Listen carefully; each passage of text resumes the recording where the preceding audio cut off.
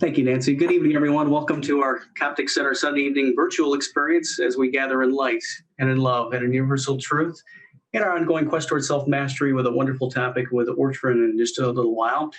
And so it is, we do welcome a dear friend and a Coptic family member, Ortrun Franklin, the founder of Key of Life Meditation Experience, master initiator of the Key of Life, the Mystery School class series, student of the writings of Master Hamid Bey, a Coptic minister, former board of director member, intricate part of the Coptic Fellowship for decades. She hosts a monthly webcam show entitled Egyptian Healing Temples through WIN, Intuitive and Wisdom Network. Ortrun's area of expertise is meditation and considers it her way of life. She is an international presenter and sets the tone with her opening meditations at spiritual metaphysical conferences in all of North America, plus facilitates seminars, workshops, and lectures. She is the author, presenter, recorder of numerous professional meditation visualization CDs, which deal with healing self and the planet. The titles of her CDs are Stairway to Higher Ascension, Pyramid Light Initiation, Sakara Healing Meditation, and World Peace Through Individual Freedom Meditation. They are channeled by spirit, and the combination of music and her melodic voice is a gift to the world, which it truly is. Which brings about serenity, wholeness, and a sense of total union with the One. Ortrun has the ability to tune into the higher realm, the masters, guides, angels, teachers, and loved ones. In order that all of her offerings come from the highest, she invokes the presence of her I am and I am presence of the individual with whom she is working with. She is a trained Reiki healer, hands healer, emotional release, spirit release, and placement crystal oils and flower essences, dowsing, numerology, and with the guidance of her spirit family, these learnings are incorporated in her personal spiritual services, spiritual divination, readings, chakra clearing and balancing, and disembodiment spirits releases, and intuitive counseling as well. Intricate part of the Coptic Fellowship for many years, a dear friend of myself and my family, and we thank her for the contributions that she has done for the Coptic Fellowship over the decades. Tonight's topic with Ortrun is Key of Life, a topic of and title of her new book, which we'll touch on as she presents tonight. Thank you. Thanks, everyone. It's really wonderful to be with you. It's a different way of doing things, isn't it? The title of my talk is Key of Life. So, and what I'm thinking about, and I have it right behind me, is the Key of Life, the ancient Egyptian Ankh. The Ankh, which is such a big part of all of the mystery schools, the ancient mystery schools of Egypt. When you look around, if you go to a museum in Egypt, you're going to see hieroglyphs anywhere in Egypt. Everywhere you're seeing the Ankh. I've got a papyrus art on my wall. There it is Tutankhamun going into battle. And on that hieroglyph, that painting, it has many things. It has Tutankhamun in his chariot and going into battle. But around it also, there are many Ankhs that are scattered about. The Ankh is a protector. The Ankh is divine. The Ankh is guidance. The Ankh is the key. It's the key of life. It's the key that allows us to tune in, to go within, to the higher essences of ourself. The papyrus art and the hieroglyphs that you see throughout Egypt and even anywhere, they're very, very symbolic. And so also is the Ankh, the Key of Life. In my new book, which it happens to be titled Key of Life, I have the Ankh on the cover, and I know that Pete has the book, but I'm just going to show you this cover. Oops, why is that upside down? What happened there? Well, anyhow, it's backwards, I think. But this is the title of the book, and what it's showing, and that's an ancient statue of Egypt holding the Ankh. The Ankh is facing down to the earth. That is the earth. It's shining. The light is shining around the earth. And what that represents is that the key is being handed to us from the divine so that we might grasp onto it so that we can be lifted up into higher levels of awareness and consciousness.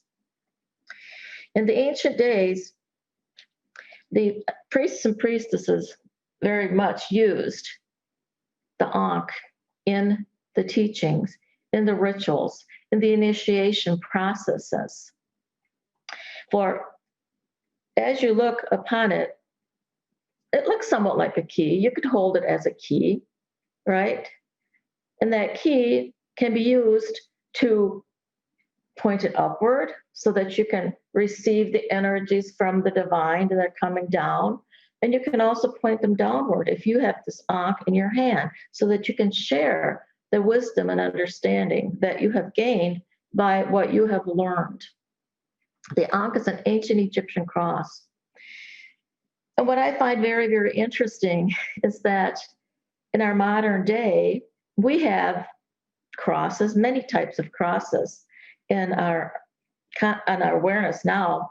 But as I was growing up, I was really just introduced to the standard cross.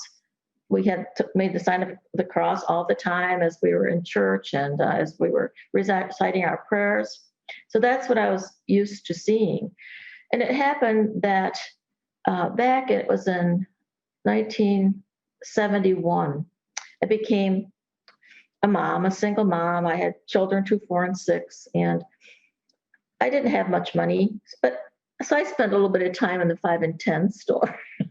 So this one day I walked into the 5 and 10, and I walked over to the counter, the jewelry counter, and I looked down into the jewelry counter, and there's this, I assumed it was a cross, but it was not any kind of a cross I had ever seen before. But as I looked down upon it, I automatically said, oh, key of life. And it was a piece of jewelry for me, really, at that point in time. So I bought it, I purchased it, and I wore it often. Almost every day I wore it because I just liked it. It wasn't because it meant anything more to me than that. But I started wearing this Ankh, this key of life. And interestingly enough, it was the beginning of my journey. I was at the point where I was ready to walk into a different path, another path of consciousness, learning and growing. So I wore this Ankh for many years, and I never saw another one like it until I became part of Coptics. And I was looking at the introductory booklet, and there next to the light ministry was the Ankh. And I thought, wow, that's interesting. And then I think John is the one that said to me, it means everlasting life. So why was I drawn to that particular Ankh, to that type of a cross? Something, it meant something. What did I do with it? I wore it and put it right on my heart. Because if you were raised a little Catholic, we wore our medallions here. What we called them medals back then, but we wore them here, and they were maybe of Jesus or Jesus, Mary, and Joseph, or sometimes the cross with Jesus on it. So, but we wore these, and what was the reason for even wearing those at that time? The reason was so that we had felt that somewhat of a connection with them. We wanted to have their energy around us. Well, that's the same thing that the key of life, the Ankh, does when you have it around you. In Coptics, we have Ankhs everywhere. You can see the one right behind me. I've got it on my book now. And when John has gone to Egypt, he purchases many, many Ankhs and hands them out to bless in the pyramid of life, the Great Pyramid, and hands it out to various people. So we're very privileged because we have had a chance to be exposed to the Ankh, to the key of life. So when you wear this key of life in your heart, there's a vibration that it's like a mantra is being given to you all the time. And as you go along, you start being shown the way, because the key of life, the symbol of it, is actually similar to the symbol of the cross. Now, I've heard John Davis also say at various times that we carry our cross with us. If you look at us up and down, right by our heart center, the cross goes out. So the cross actually is a path. It is the path of most of like the Orthodox, of the Catholics. They're a little bit different because they've added on different portions, but the main part of it is still the cross that we are used to. I walked the Stations of the Cross many, many times as a child. It was just something I was drawn to do. And as I came into a higher level of understanding, I came to recognize, yes, that cross, the way of the cross, that was a path. So that cross itself, our modern day cross, is a path. It is the path of Las Cruces, the way of the cross. And Jesus walked the path. He walked his path, and we thought, oh my goodness, and then he was, he died for our sins. That's what we learned at that point in time. But the more that I started looking at it and understanding it, I came to realize that the way of the cross that he was showing us was actually a guidance for us. He was showing us that he too, even though he was this being that was highly evolved, he was still walking this cross for us to show us that he also had to experience third dimension. He also showed us on the path of the Las Cruces that he fell. He fell on that path. But what happened? There were ones that were there to pick him up. It was became a symbol for me as to what was actually going on, and that it was helping us to be lifted up to carry our own cross in this lifetime.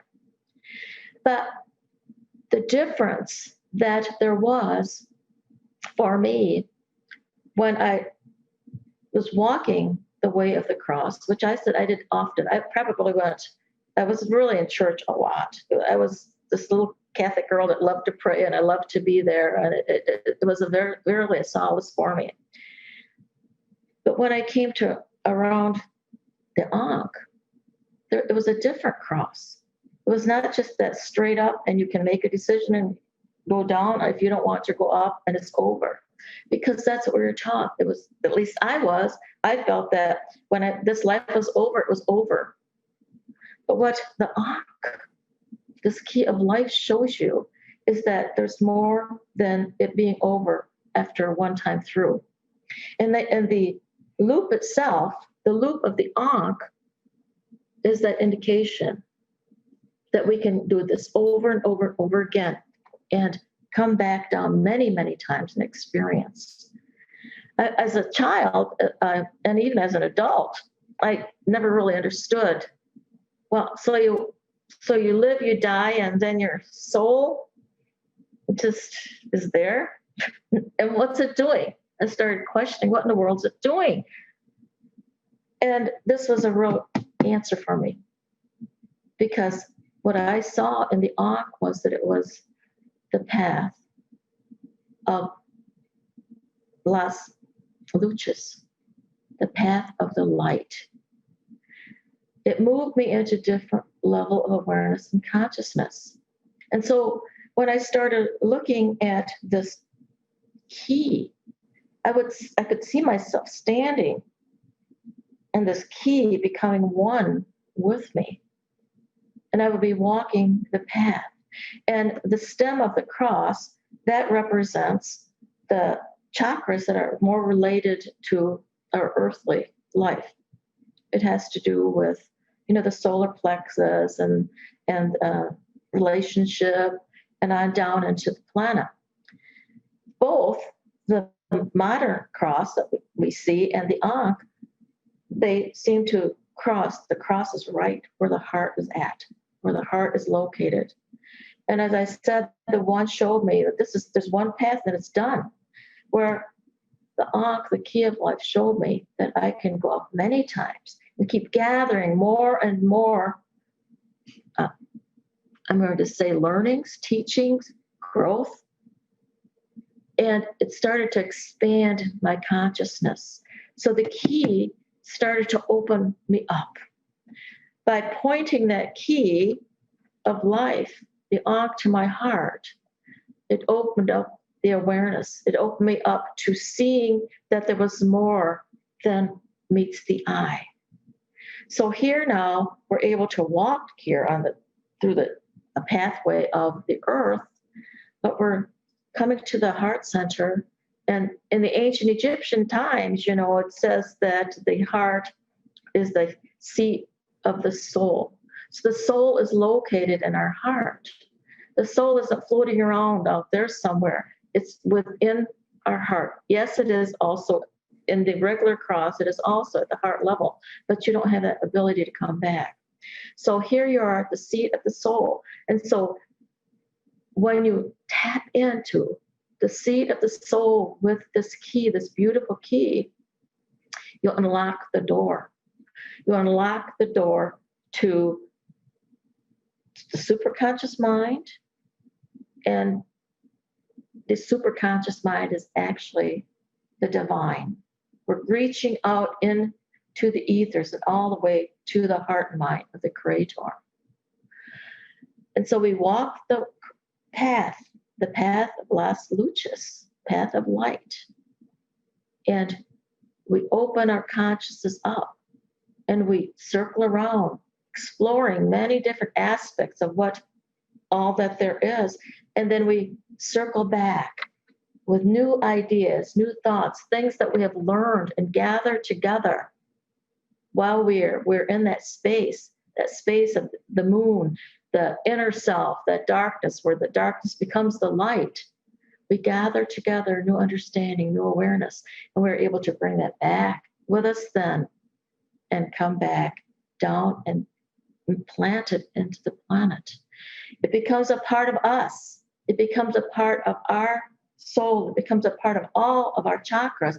But it is our duty, in a sense, because we came here for the upliftment of the planet, to help with the upliftment of the planet, for us to then ground that energy, that new energy that we gathered, this higher level of awareness, and ground it back into our earth plane so that we can start living heaven and earth upon the planet. And the more that we go within, that we tap within our higher consciousness, the more and more we gather new perspectives. We gather more love, light, peace, joy, wisdom, understanding, all of the things that actually Hamid Bey spoke about. All these gifts, they are there. But then you start understanding that all of these gifts have many different vibratory frequencies with them. And as you walk through that higher level of awareness and consciousness, there's another layer. There's another layer. It's like we're going up that spiral now. And we're seeing all of the different aspects of one thing. So we're no longer just looking at our path as being two-dimensional. We're seeing it as being 3, 4, 5, 6-dimensional. It's because we are spiraling upward and understanding, coming to understand, to know, and to be aware of every part of that energy vibration we're looking at, because it's not only ever one thing alone. It's many things, and we see every aspect. We circle around, and then we come into that inner knowing. And when we come to a space of inner knowing, there's nothing that's going to shake us anymore, because it is so solid within us. Then it's like this rod of steel that is within us, and nothing will shake us, because we will be so firm in our conviction and understanding. You can also see this Ankh, as I mentioned, pointing it upward, pointing it downward. It's an instrument that was used very much in the ancient days in the different rituals. The priests and priestesses, it was an instrument that they used always. The priests and priestesses, they were the ones that were the intermediary between the people and the gods. And also the priest and priestesses, they were also intermediaries between the pharaoh and the gods, even at times. So there was a big connection. But it was because of this instrument. It allowed them to tap into that inner knowing, that understanding, the higher wisdom, the strength, the honor, the glory, and become more aware. So we know that we can walk our earthly life, and the hieroglyphs will tell you the story of what's going on in the earthly life, and how we do have to work, and how we do fall on the path, and how we are injured at times, and how we have to pick ourselves up and keep moving on. But if you look beyond that outer painting, it gives you a higher understanding that what we're doing here on the outside is also occurring in our inner soul. Walking the path of the Ankh, the path of higher consciousness, allows us to tap in to that which is divine. So in the rituals that the ancient ones performed, they would have the initiates or the adepts even, they might have them come into the queen's chamber, and they would be sitting in the chair in the queen's chamber, because there it is, there's the seat of the soul. So you're sitting now in the seat of the soul. And they would use their instrument so that they were the facilitators, like we are facilitators when we are performing rituals like healing and so on with individuals. We're the facilitators. They would pull that Ankh upward and allow these energies from the higher realms to come down, and it would fill that key, and that instrument, that key of life, could then be turned down to the initiate, and the energies that they have received went flowing into the initiate. So that and this would occur when they had reached a level such as mastery, like Jesus. He was anointed the Christ. Those are the types of times that these kind of things would be occurring. They would use these instruments to initiate, to help them receive that Christ energy, having become the Buddhic energy, the Krishna energy, because all of these energies are really the same, different words for the same thing. So then they were ready to continue their path, again, to go into the subconscious, even higher, going into the divine mind now, because they have tapped into the divine heart. Many rituals go on at the heart level, the heart that extends more to the earth plane. But what I'm talking about is when we're going more higher into the spiritual aspects of the high heart. And that little stone that was in the center of the Ankh, I know it wasn't a stone, it was probably just a piece of plastic, but it was turquoise in color. And that turquoise is what represents the high heart. So by tapping into that high heart, by being in that Queen's Chamber of Light, then we move on into the King's Chamber of Light. In the King's Chamber of Light, that's the higher levels of awareness and consciousness. And it opens us up further yet, so that we can learn and gain and grow and receive and become. In other words, it's like walking through the different chakras. Now, one of the symbolics that you see of ancient Egypt is the Nile River. And the Nile River, at the base of it, that's really represents the Djed. The Djed is actually the backbone, which you would see in yourself as a human. It would be the Djed. And then scattered along the river would be the temples. They called them temples then, but it is where our water flows, the fluidity that we have going up and down our spinal column. Well, and then we have the chakras, the subtle bodies that are next to that. The temples represent that. And they're located in comparison, percentage-wise, the way that our body is located to our energy centers. So you would walk through these temples. They'd have you go through these different temples. Now, each of these temples taught at a certain level of vibratory frequency. Some represented the base chakra, the way what we'd compare it to, and some would represent the heart chakra, and some would represent the mind chakra. But what it did is, because of the looping around, you tapped into both the feminine and masculine aspects, so that you got the whole and complete picture, the whole vibratory frequency, what was going on, and learning, becoming that. It is a path. It is a path to higher consciousness. The Ankh is the key of life. It is a way of bringing awareness, higher awareness, deeper understanding into who it is that we truly are, so that we can then share it to the ones whose hand we are holding and lifting up, or our planet. And so it is. So it is. That is my thought on the key of life. It's a beautiful, beautiful symbol to have around you. It is a symbol that can guide us and just keep on going and going and going and going deeper, deeper, deeper, and deeper. There's no end to it, however far you want to go. But I think all of us here have come to the planet to be those instruments of peace, to assist not only individuals in uplifting the planet, but uplifting the planet and everyone in it.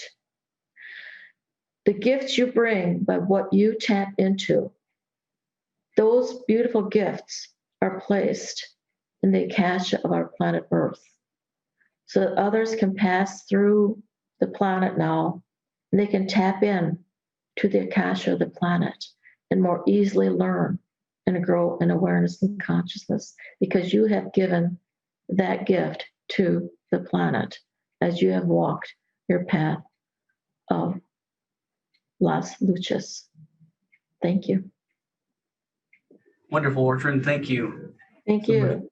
I do appreciate it. I'm going to open up the microphones. Please unmute yourself if you have questions for Ortrun, but I'll start it off. I never thought about it. We meditate with crystals and so forth, but I never meditated with just, can maybe point it upward or downward to ground our energies. Mm-hmm. Have you done that quite a bit? Mm-hmm. You do? Yes, I do. That is something, I was given that. I was given to do that when I've gone into, meditation. So that's where I was actually given that material. But then I came across it when I was reading various things also, as I was doing, research and so on for my book even. But the more that you tap into your inner higher self, it's interesting the information that they also really download to you. And I was watching last night a program. It was Saqqara, and it was where they found this new tomb just it was 2018, and it was so fascinating just to be there again, because that's one of my favorite places is Saqqara. And I remember I had such a wonderful, really truly, I'm going to say it, a connection, past life connection there, and they were showing the valley, and they were driving from the valley, and then they showed the desert sand and the structure being out there. It really looked like heaven. And when I was at Saqqara, I felt like I felt like I was in heaven. And so, but these are things that are given to you. The more that you tap in, the more you are given that. For me, the key of life, this key of the Ankh, has been a real guidepost. It just amazes me when I was looking back at my life. It came to me in my life when I was in this place where I was really ready to move on. I mean, I felt like I learned what I needed to learn from the Catholicism. Not that I feel like it's a tremendous base. I feel my Catholic religion is a very wonderful base, but I felt like I was ready to do something more. And so it came into my life, but I didn't know what it was. But looking back now, I know it was preparing me, just having it on my heart. It was like a mantra speaking to me. And eventually, my heart opened up to it. Not even yet as much, but I came across it with Coptics. And so there was another layer of that. And then, this was I was 27 when this occurred, when I came across the Ankh. And then it was in 1978 that we became part of Coptics. 11 years later, I became part of Coptics. And then, we had this beautiful opportunity to go to Egypt and seeing all these different beautiful things around, but really getting some information then, some things that became aware to me. But the more and more that I studied, the more and more information was actually being given to me. But when I was watching this thing with Sakara, it was so interesting because they actually talked about, the burial things. And I thought, wow, I really do know quite a bit about the ancient traditions because they were actually putting them in there as part of the program, which was so wonderful, I thought. It wasn't just showing it, they're showing this and so on, but they would have little symbols come up and show, about the different things, because Egypt was really all about, life, death, resurrection, and ascension. That's the whole theme of ancient Egypt, the ancient culture, and that's what it was all about. And the more that you tap in, the more information it gives to you. And all these different, it was like 11 years that different things in my life happened. So to me, I really believe it was a guidepost. And I'm still, like I said, it's still a big part of my life. I wrote my book on it, so I've carried that with me. The first 28 in consciousness. They call that something. Yeah. Ortrun. By the way, I wanted to mention while you were talking, Ortrun, I did the numbers on the Ankh, and it is a 33rd degree of masonry. And our founding fathers Mm-hmm.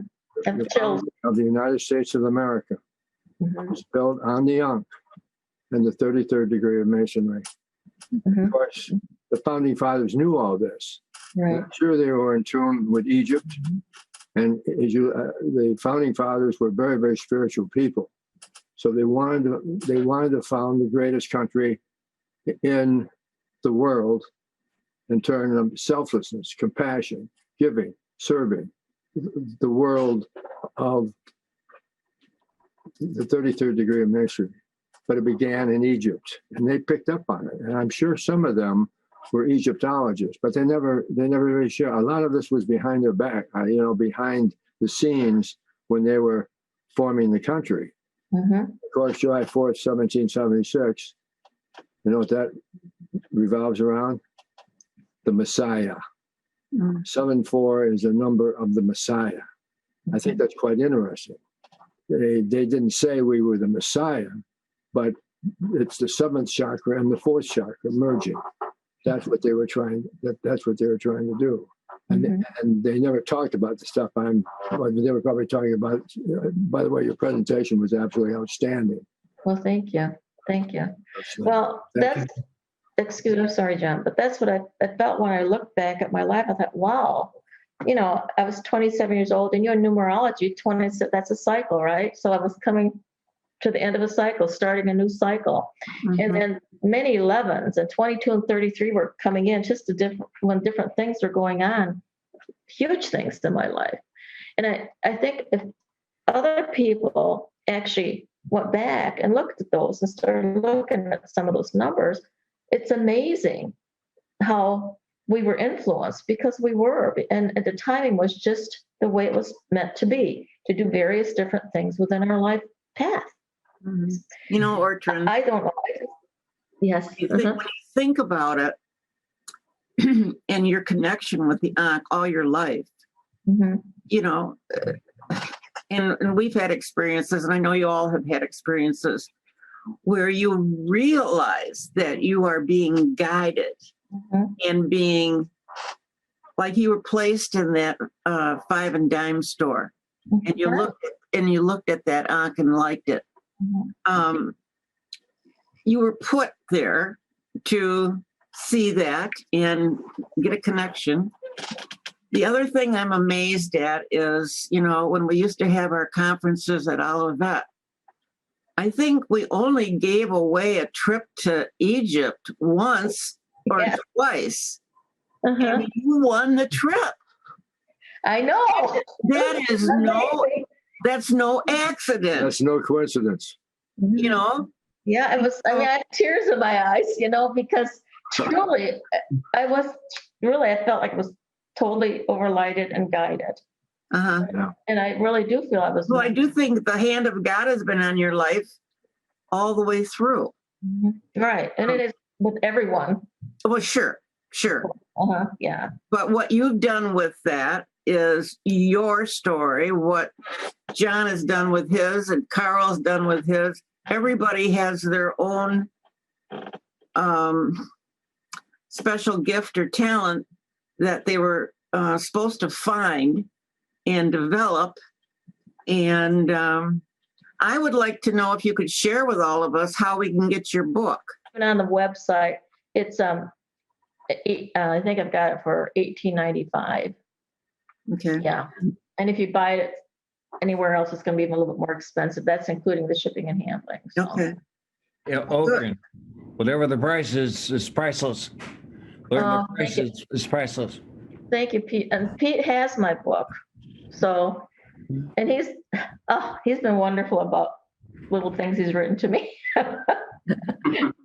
So. Well, we're waiting for Pete's book. Pete Yeah. is quite a writer. Piece of great. Oh, he's a very talented writer. Uh-huh. I'd like to comment on Ortrun's book, if I might. When I read it, at the end of each chapter, I was aware that I felt better than when I started reading the chapter. And when I finished the book, and I don't recall it ever happening before, I wasn't ready for the book to end. I wish there were more. So in the book, it was a spiritual and an emotional pickup every time I picked the book up and read it. And my guess is that's going to have that kind of effect on most people that get it. So it's a powerful book in that regard. Well, what I tried to do in the book was I tried to incorporate some of my life experience and beliefs and then move it into a higher understanding. So even this weekend with Trick or Treat, what it meant to me and what I thought it was when I was young, and how that changed, the belief of how that changed with the more that I, tuned in. And then, so I'm always moving it more from the outer to the inner. And then I also have meditations that go with every one of the chapters, and not chapters, but each article. And so you can either go into using a link, the address, or there's a QR code. So if you have a phone, you can you have to download an app, but then you put that on that QR code, and then you can listen to the meditation. And the reason why I did that is because I wanted them to, have some outer experience, bring it within, a deeper understanding, and in hopes that they would maybe be able to see that within their life, and then move on into the meditation, which takes it even to a higher, a projection of that divine essence, and so that they can feel that part of what they can really experience and what they can be. So it's written a little bit differently. It's because it's not just a chapter book, but it also has the meditation that you can get to at the end. And then there's also an appendix. If you want to listen to meditations alone, you can just go to the back and use that QR code, just put your phone by it and listen to it. So you don't have to search through the chapter. So it's certainly, I have to say, it's certainly been something I feel has come through love. And I have to thank everyone that helped me, along the way with it. Because these are really articles. I wrote these articles for Star Nations magazine over a period of time. I've been actually writing for them since for about 7 years, but it didn't really start that way. It started out, I would just do meditation for the magazine. And then I just started expanding my articles a little bit more and more as time went on. So it's been an experience. It's been really great. And thank you, Carl, for what you said. I appreciate that. Well, thank you so much, Ortrun. It was a phenomenal evening. Thank you. And thank you for, having me here. It's really fun seeing all of you again. Yeah, it's really wonderful to reconnect with all of you. Yeah. Yes. Well, we love you. Same here. We love you very We love much. you too. And we'll get together soon.